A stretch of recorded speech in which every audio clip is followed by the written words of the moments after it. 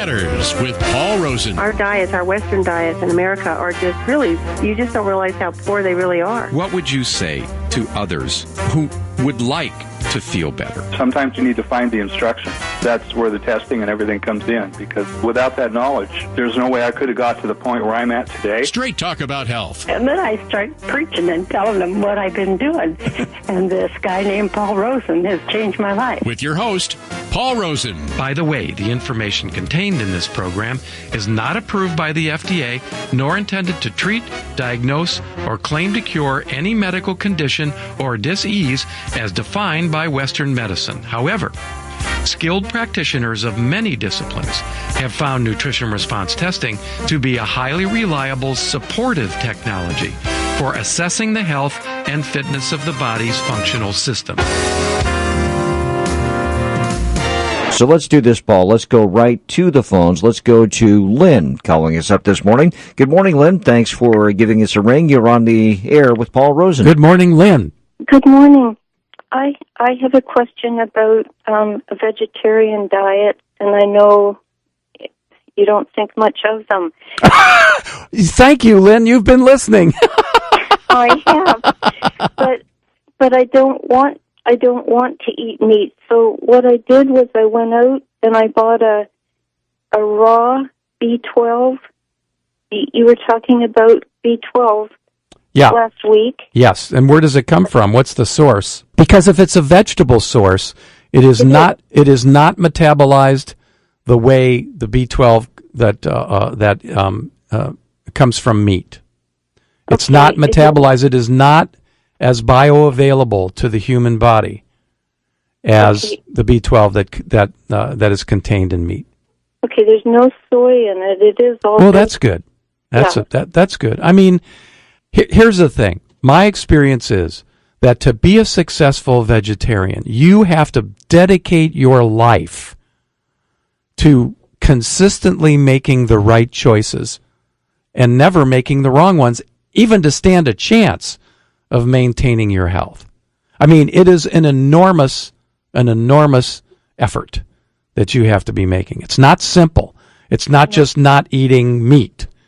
You have to make sure that you're getting all of the essential vitamins and minerals that your body, that a body, can consume and can live on, right? And can metabolize and absorb. Big issue. Absorb. In other words, you can consume all the right stuff, but is your body absorbing them? You follow what I'm saying? I am. But it's. I'm not saying a person couldn't do it. I'm just saying that I've never met a healthy vegetarian. That's all.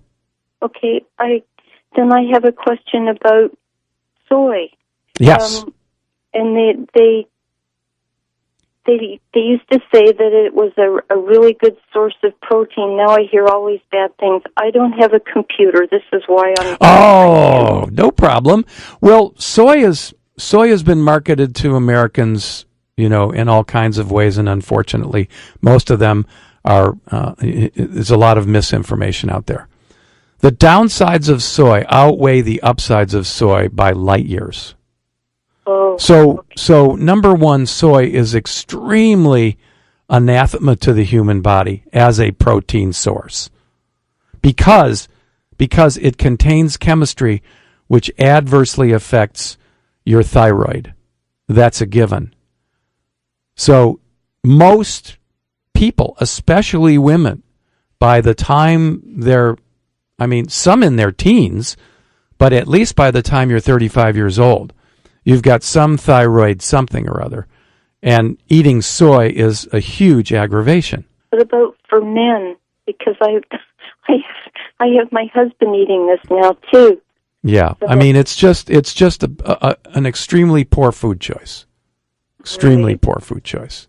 Well, you've got me where I'm thinking of going back to meat. Well, if you do, hon, if you have some kind of moral issue as far as meat goes, at least add some fish. Oh, we do. We eat fish. Well, that's not a vegetarian, huh? No.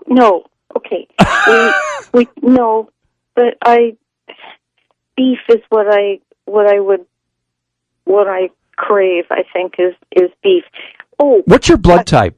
B positive. B positive. Well, you wouldn't really need much. You wouldn't really need much beef anyway. I mean, occasionally, maybe once a week, tops. Okay.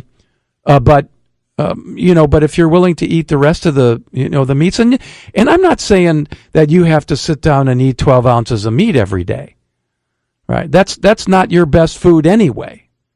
So, right. But first of all, finding out what your specific food sensitivities are would be really helpful, because that would keep you out of the out of the weeds at least. And then once you know that, then you can start embracing the foods that you would do well with.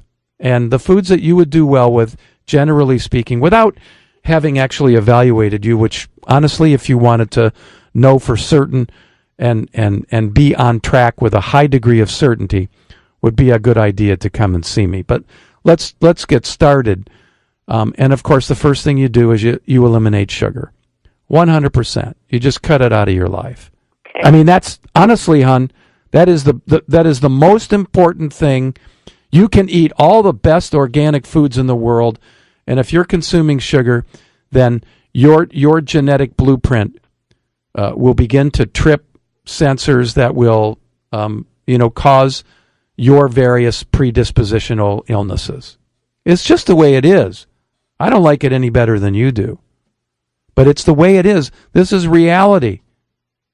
Okay, I have a quick question.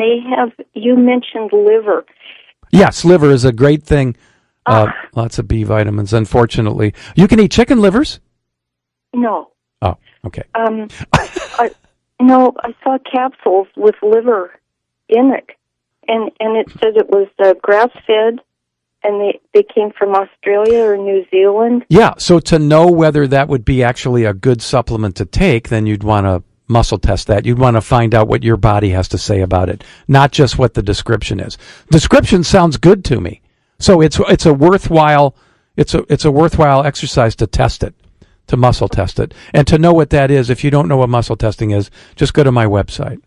Okay, I'll go to the library. Yeah, but good news. It sounds like you're really not truly a vegetarian, and that's good. But I absolutely would cut out soy. I mean, just don't fall for the soy thing. It's just not useful. In fact, it's harmful. All right. Okay. Yeah. Well, I appreciate it. You're welcome. Thank you. Thank you for calling.